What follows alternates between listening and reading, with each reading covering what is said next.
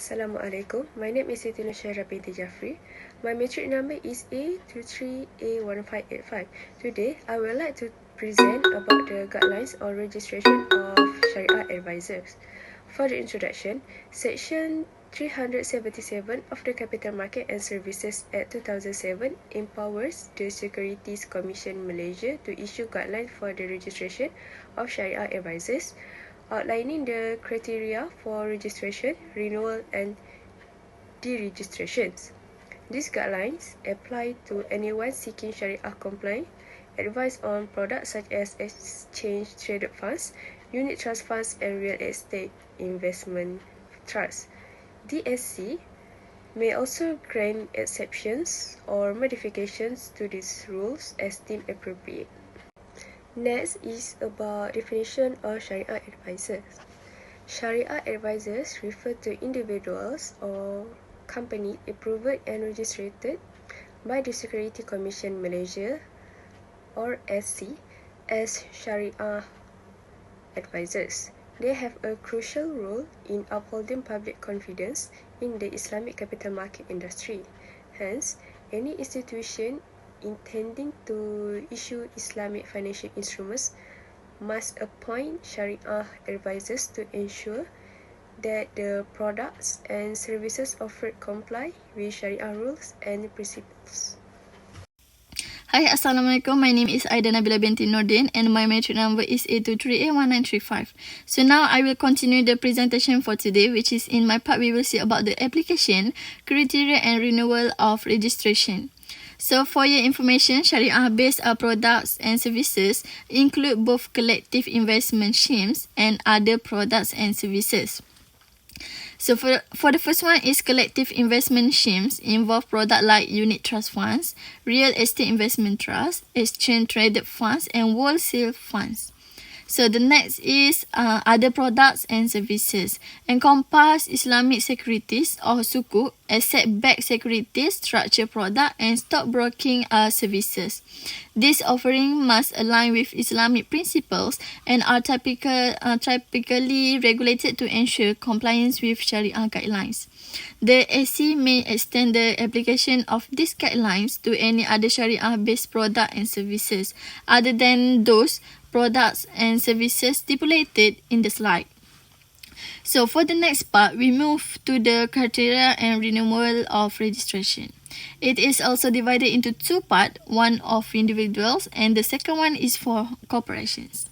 Now we will look at individual first. For individual qualification, the applicant should have at least a degree in Sharia, particularly in fiqh muamalat or Islamic jurisprudence from an institution recognized by the Malaysian government. So for the experience, the applicant should have at least 2 years of relevant experience and exposure in Islamic finance and have attend at least 5 relevant Islamic finance courses or workshops. Next, for the fit and proper criteria, the applicant must not have been convicted inside or outside Malaysia of an offence involving frauds or violence and have been convicted of an offence under securities law. Now we move to corporations. First, for the fit and proper criteria, the applicant not have any convictions inside or outside Malaysia for dishonesty or violence and have been convicted under securities laws and be an undischarged bankrupt in or outside Malaysia. For registration exemption, Islamic banks and financial institutions approved by Bank Negara Malaysia do not need SC registration but must ensure at least one Sharia commit member meets the eligibility criteria. And the last one is foreigner advisor. Foreigner Sharia advisor are exempt from these conditions but must submit Form 3 and proof of appointment from a foreign institution to the SC. So I think that's all from my part. I will pass to the next presenter. Assalamualaikum warahmatullahi wabarakatuh and good morning. My name is Muhammad Syarifwan bin Samsul Azir. My matric numbers A2TA 978. Firstly, procedure for registration and renewal of registration. Firstly, application for submission. To register or renew registration as Sharia advisor, an applicant must submit the relevant forms and document the Securities Commission. The specific form that require are outlined in the document. Next, renewal timeline. A registered Sharia advisor must submit their application for renewal to the Security Commission no later than 330 days before the expiry date of the current registration. Next, require form and documents. Firstly, individual. First, Form 1A, application for the registration and renewal of a Sharia advisor. 2. Form 2, statutory declaration form. 3. A copy of the national registration identity card or passport. 4. Copy the degree or relevant academic certificate. Next, for corporation. First, Form 1B, application for the registration renewal of Sharia advisor. 2. Form 2, statutory declaration form. 3. A copy of a degree, relevant academic certificate and designated a Sharia of advisor. 4. A copy from 9 certificate of incorporation under the companies at a 1965 or a equivalent form under foreign jurisdiction. Registration. First, the Security Commission may register or renew the registration of Sharia advisor subject to such condition restriction at a thing of faith. Second, the registration will be valid for the period or the 3 years after the date is used, issue or such later date as may be specified in the SC in writing. Thank you. Continuing professional development. So as a registered Sharia advisor should always fill their knowledge with current development in Islamic finance through attending programs and events organized by ASAS or by any other organizations, contributing to the development of Sharia advisor professionalism by authoring books, writing articles, speaking engagement, teaching, being a panelist, and also being a mentor. This has been encouraged by Association of Sharia Advisor in Islamic Finance, or ASAS, requires a firm commitment to continuing professional development and lifelong learning to its member. Deregistrations. The Sharia Committee may deregister a registered Sharia advisor where the first one is have been convicted whether within or outside Malaysia of an offence involving fraud or other dishonesty or violence, which involve a finding that he acted fraudulently or dishonesty. The second ones have been convicted of an offence under the securities law. The third one have contravened any provision made by or under any written law appearing to the Sharia Committee to be enacted for protecting members of the public against financial loss due to dishonesty, incompetence, or malpractice by person concerned in the provision of financial services or the management of the company. The last one is be an undischarged bankrupt whether within or outside Malaysia. Assalamualaikum and good morning. My name is Nur Haila Sahira binti Mansur and my matrix number is A23A1548. Now I will continue with my part, which is the conclusion of guidelines on registration of Sharia advisor. First and foremost, the Securities Commission Malaysia's registration of Sharia advisors guidelines establish a strong foundation for the Sharia advisory industry, ensuring the integrity and growth of the Islamic finance sector. These guidelines provide clear criteria for registration, renewal, and deregistration of Sharia advisors, emphasizing their crucial role in ensuring compliance with Islamic law across a wide range of financial products and services. Sharia advisors are vital to Islamic banking, helping to create innovative Sharia-compliant products, mitigate risk, and protect investor interests. They uphold the institution's reputation as a responsible financial entity by ensuring all operations align with Islamic principles. Moreover, these advisors enhance public confidence in Islamic finance by dispelling misconceptions and promoting accountability and transparency. Ongoing professional development is essential for maintaining high standards within the industry, supported by clear definitions and regulatory frameworks laid out in the guidelines. Ultimately, the guidelines for registration of Sharia advisors are crucial to the sustainability and success of Malaysia's Islamic finance sector.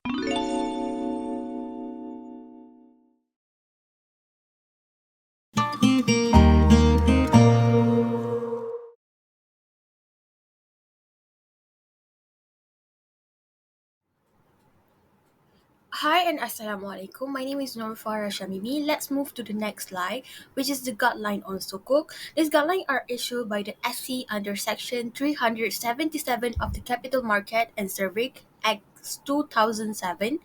This guideline comprises the following part, as you all can see. This guideline should come into force on 28 December 2012 and should replace by the Islamic Security Guideline, which is Sukuk Guideline, issued on 12 July 2011.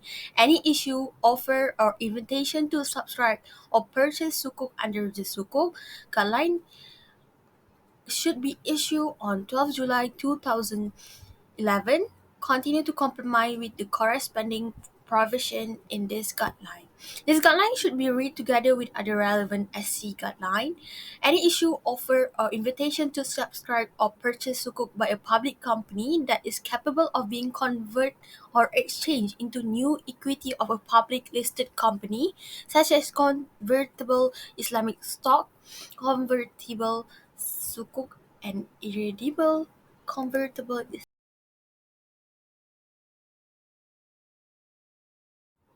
Let's move to the next one, which is a requirement for an issuer, offering, or invitation to subscribe or purchase sukuk. The first one, for the issuer and principal advisor, a corporation within the meaning of subsection of the CMSA and a foreign government are eligible to use this issue, offer, or make an invitation to subscribe or purchase sukuk.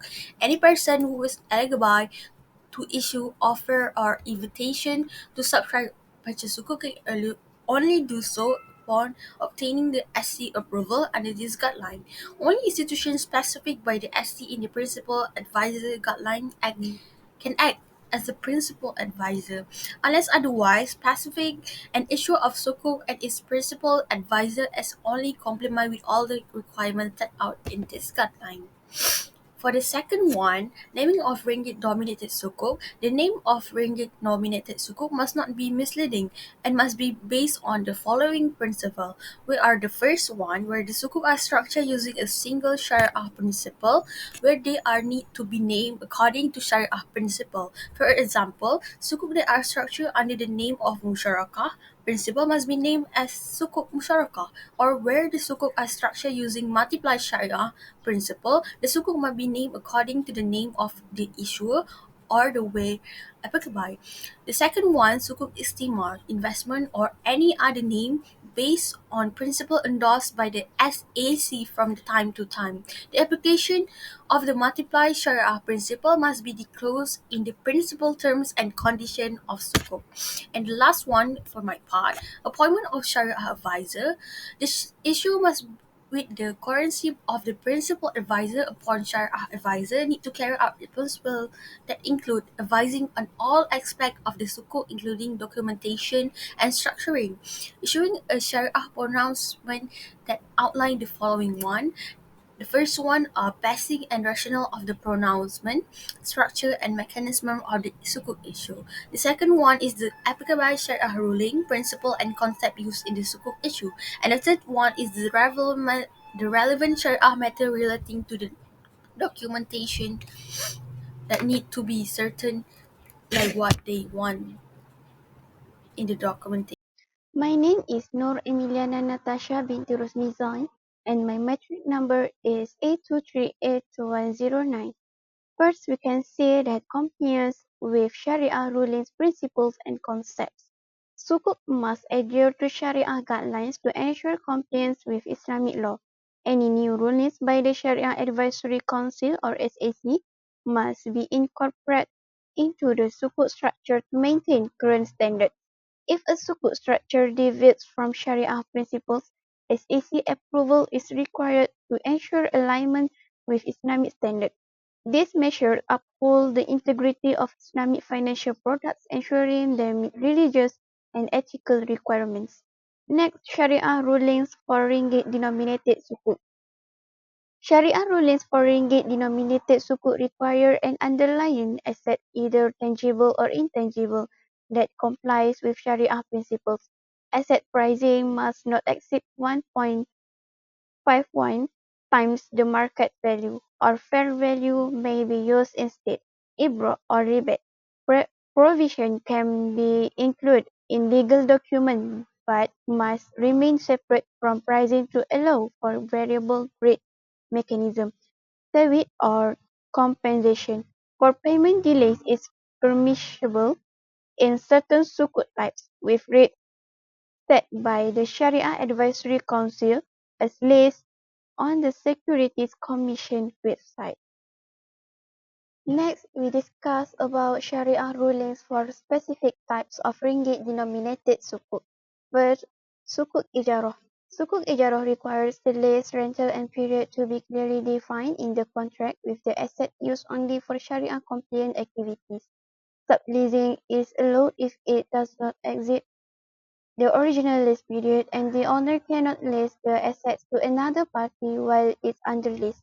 Maintenance is the lessor's responsibility unless agreed otherwise.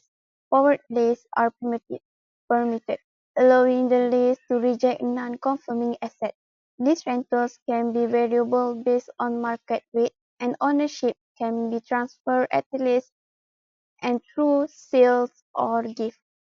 Sukuk musyarakah. In sukuk musyarakah, capital can be contributed in cash, in kind, or both, offering flexibility to partners.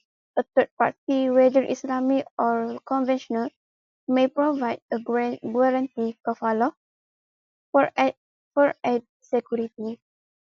The arrangement requires at least two partners initially, but there's no minimum in the secondary market.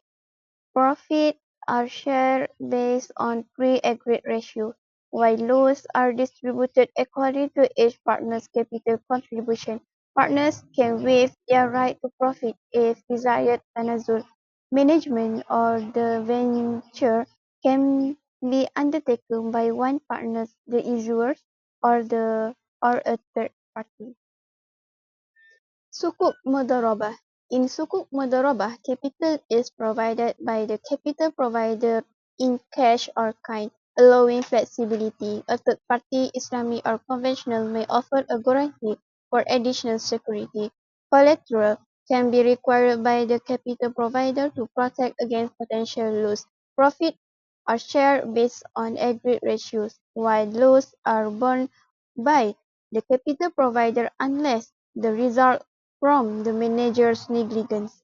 Partners may waive their right to profit or tanazul, and the venture management is handled by the entrepreneur or a third party appointed by them. The last, sukuk wakalah bi al-istikmar. In sukuk wakalah bi al-istikmar, the issuer is appointed as an agent or wakil to manage investment on behalf of investor. These underlying investments must be Sharia compliant, adhering to Islamic principles. Guarantees or kafalah can be provided by various sources, including a third party, the wakil, sub-wakil, or a related company, and are independent of the wakalah arrangement to maintain clarity. The guarantee can cover the nominal amount or profit as long as it aligns with Sharia principles. If an Islamic guarantee is unavailable, a conventional guarantee is allowed. Rating requirements for sukuk. First, credit rating requirements. All sukuk must be rated for independent credit risk assessments, with the final rating submitted to the SC for approval or an indicative rating if unavailable. The first issuance in a Sukuk program must be rated to set a benchmark, with all rates disclosed, and subsequent issuance also require ratings for ongoing assessments. The second, appointment of credit rating agency. Sukuk must be rated by an SC registered agency for local ratings, while international or regional rating require an international agency. Malaysian issuers can use the same international agency for consistency if it was previously used for foreign currency sukuk. The third, issuers' obligations. Issuers must be keep the credit rating agency update for accuracy, publish rating reports at least 7 business days before issuance, and cannot change the agency during the sukuk tenure without investor consent. The fourth, non-application of requirements. Certain sukuk types are exempt from rating requirements, and the principal advisors must confirm they meet exemption criteria to ensure compliance. Move on to the Sukuk Trustee and Trustee requirements. Under Section 258 of the Capital Market and Service Act (CMSA), any issuer must enter into a trustee and appoint a Sukuk trustee, unless exempted under Schedule A of the CMSA. This requirement is crucial for protecting investor interests. During the documentation process, the principal advisor needs to involve the Sukuk trustee early on. The trustee play a key role in reviewing and providing feedback on the terms, ensuring transparency and fairness in issuance process. In cases where a trustee is not required, particularly a ringgit-denominated sukuk, the issuer must still include specific protection in the terms and conditions.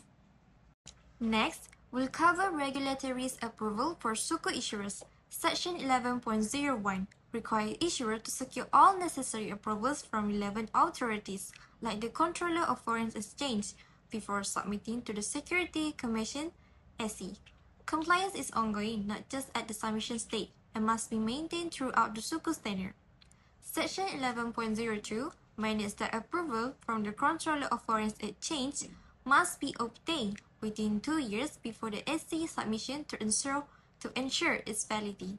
Lastly, Section 11.03 holds the issuers and their principal advisor responsible for ensuring full compliance with all applicable laws, including the CMSA and AC guidelines. Now, let's focus on the tenure of sukuk programs and their implementation time frame. The maximum tenure for sukuk programs involving Islamic commercial papers is set at 7 years. This limit helps manage risk and ensure that the sukuk remains viable within a reasonable time frame. However, it's important to note that this 7-year limit does not apply to stand-alone Islamic medium-term loan programs or sukuk dominated in foreign currencies. As for the implementation's deadline for approved sukuk, issuance must occur within 1 year of the Security Commission's SC approval. For sukuk program, the first issuance must be completed within 2 years of SC approval. This allows issuers adequate time to prepare while ensuring timely market entry. Move on to the issuance method for sukuk, both ringgit denominated and foreign currency denominated. All ringgit-denominated sukuk must be issued through the fully automated system for issuing, tendering, or fax, unless they are fully admitted to listing and trading on the stock exchange. Additionally, these sukuk must be issued on a scriptless basis, meaning they are electronically recorded and settled in the real-time electronic transfer of funds and securities, which is Rangka system, operated by MyClear. For foreign currency denominated sukuk, this sukuk must be announced on or reported on fax. Like ringgit denominated sukuk, they can also be issued on a scriptless basis and settled in the Rangka system, ensuring secure and efficient transaction. Good day, my name is Nisharini Ravichandra and my nomometry is A23A2255. Today I am going to tell about utilization of proceeds. Issuer must ensure proceeds from approval sukuk are used only for Sharia complaints purpose and as disclosed to the Security Commission. For project generating, cash flow for investor payments transaction document must include relevant parameters for the Suku trusted or facilities agent to manage the release of proceeds. This is mean that ensure that funds raised through Suku are used properly. It's required issue to use the money only for Sharia compliant purpose, and as they told the Security Commission they will. For a project that will generating money to pay investor, there must be clear rules about how money is released. Next is disclosure of material information. Cover disclosure requirement for Suku programmers, including making annual audited financial statement available. Outline requirement for pricing supplement for Islamic MTN programs. Detailed announcement required for early redemption and call options. This is about keeping investor informed. It require issue to share important financial information and detail about the Suku. This include making annual financial statement available and announcing any early payments.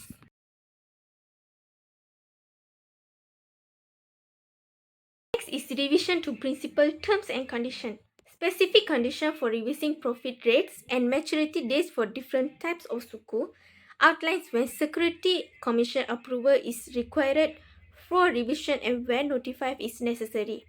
Describe the process for notifying the Security Commission of revision.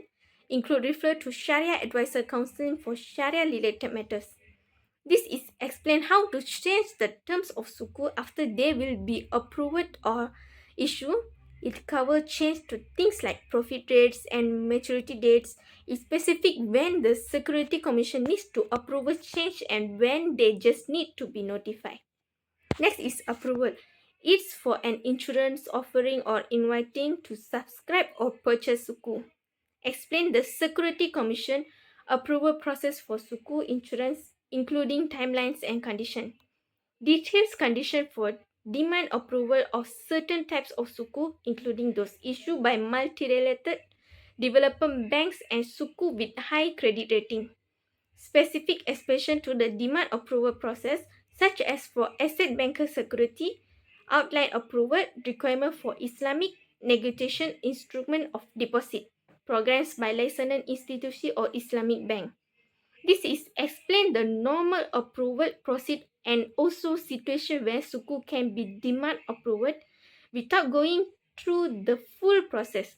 This usually apply to high rate Suku, those issued by certain type of organization.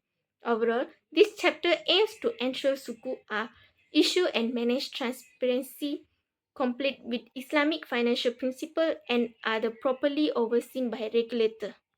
Hi, my name is Muhammad Fazli bin Muhammad Isa, metric number A23A1470. So now I will explain about the submission of application for approval. Firstly, an issue of Suku must submit its application for approval to the SC through a principal advisor.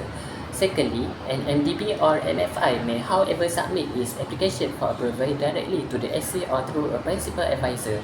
Thirdly, all documents to be submitted to the SC must be in 2 hard copy and 1 electronic copy. The document and information to be submitted to the SC for the purpose of approval are set out in the following appendix. First, Appendix C, SC approval and DIN approval. Second, Appendix 7, SC approval for foreign currency denominated Suku through a roadshow. C, Appendix 8, DIN approval for INIDS program. Submission of information to the SC post-approval. Following receipt of approval from the SC, the document and information outlined in Appendix 9 of the guideline are required to be submitted to the SC by first the issue through its principal advisor, or second, MDB or MFI has submitted its application directly to the SC.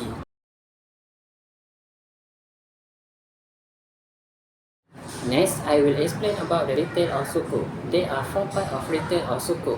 First, retail Suku issues. Second, eligible Suku. Third, approval for retail Suku. And the last one, summary advertisement of prospectus or disclosure document. First, retail Suku issues. A published company will share a list on Bursa Securities. Second, a financial institution license under the Banking and Financial Institution Act 1989 or Islamic Banking Act 1983. Third, Jaga Mas Berhad or a published company will share a not list on Bursa Securities provided that the Suku is irrevocably and unconditionally. Second, eligible Suku. First, fixed term risk, principal and any profit payable at expiry. Second, fixed or variable profit rate.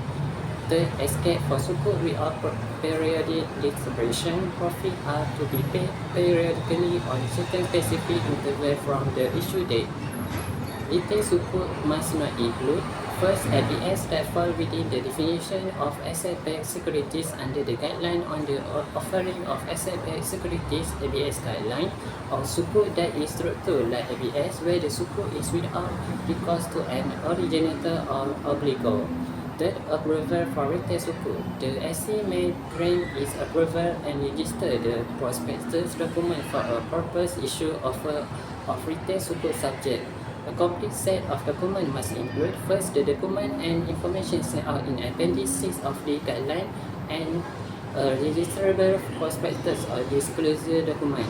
An issue of a retail sukuk must disclose in its submission to the SC the first indicative size of the retail portion and method of distribution. The SC may approve a retail sukuk under an existing approved sukuk program provided that the issue submit to the SC.